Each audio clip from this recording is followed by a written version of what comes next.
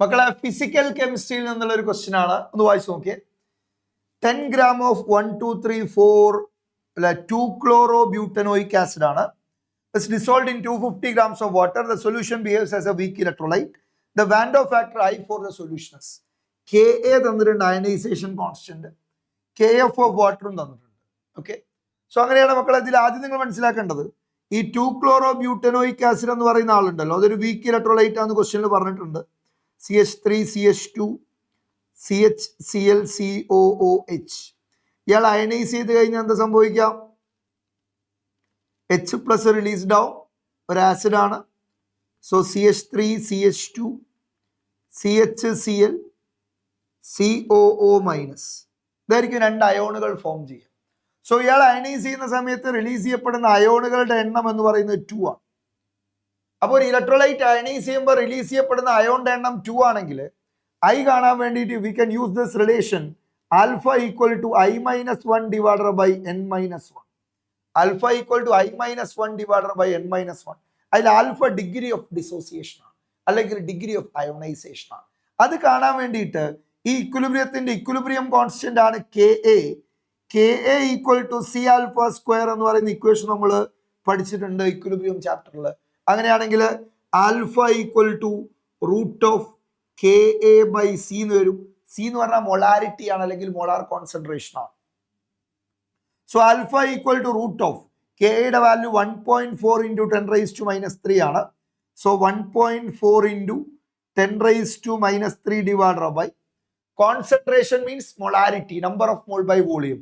10 gram ആണ് dissolve ചെയ്ത്, അപ്പൊ നമ്പർ ഓഫ് മോള് 10 ഡിവൈഡഡ് ബൈ മൊളാർ മാസ് ചെയ്താൽ 122.5 എന്ന് വരും, divided by volume in litre. മക്കളത് അക്വസ് സൊല്യൂഷൻ ആയതുകൊണ്ട് ഡെൻസിറ്റി ഓഫ് വാട്ടർ നിങ്ങൾക്കറിയാം, വാട്ടറിന്റെ ഡെൻസിറ്റി 1 gram/ml ആണ്. സോ വാട്ടർ 250 gram വാട്ടർ എന്ന് പറഞ്ഞാൽ നിയർലി അത് 250 ml തന്നെയാണ്. വാട്ടറിന്റെ ഡെൻസിറ്റി 1 gram/ml ആയതുകൊണ്ട് 250 gram എന്ന് പറഞ്ഞാൽ നിയർലി 250 ml ആണ്. 250 ml എന്ന് പറഞ്ഞാൽ 0.25 ലിറ്റർ ആണ്. 0.25 എന്ന് പറഞ്ഞാൽ 1/4 ലിറ്റർ ആണ്. 1/4 എന്ന് പറയുമ്പോൾ 4 ഇതാ ഇവിടെ വരും. 40 ഡിവൈഡഡ് ബൈ 122.5. 122.5 സ്വാഭാവികമായിട്ടും ഇതിന്റെ ന്യൂമറേറ്ററിൽ വരും. ഓക്കെ, 4ന്റെ റൂട്ട് എടുത്താൽ 2 എന്ന് വരും, 1/2. 10⁻³ 10 മുകളിലേക്ക് എടുത്താൽ 10⁻⁴ ആയി. 122.5 1.225 ഇൻറ്റു 100 എന്ന് എഴുതാം. 1.225 ഇൻറ്റു 100 എന്ന് എഴുതാം. അപ്പൊ 10⁻² എന്നായി റൂട്ടിന്റെ ഉള്ളിൽ. അത് പുറത്തു വന്നാൽ 10⁻⁻1. അപ്പൊ റൂട്ടിനുള്ളിൽ ബാക്കിയുള്ള 1.4 ഇൻറ്റു 1.225 ആണ്. 1.4 ഇൻറ്റു 1.225 എന്ന് പറഞ്ഞാൽ 1.7 വരും നിയർലി. 1.7 into 10⁻⁻1 divided by 2. മക്കളെ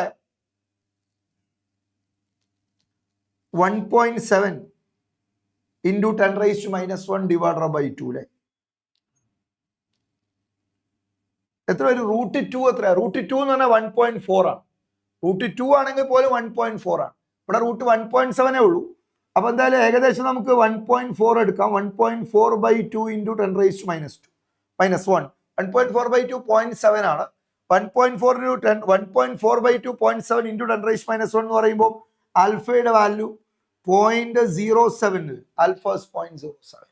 ആൽഫ 0.07 ആണെങ്കിൽ നമ്മളിവിടെ സബ്സ്റ്റിറ്റ്യൂട്ട് ചെയ്താൽ 0.07 is equal to I-1 divided by N-1 2-1. So I is equal to 1.07 വരും. സോ വാൻ ഡർ ഫാക്ടർ ഐയുടെ വാല്യൂ എത്രയാണ്? 1.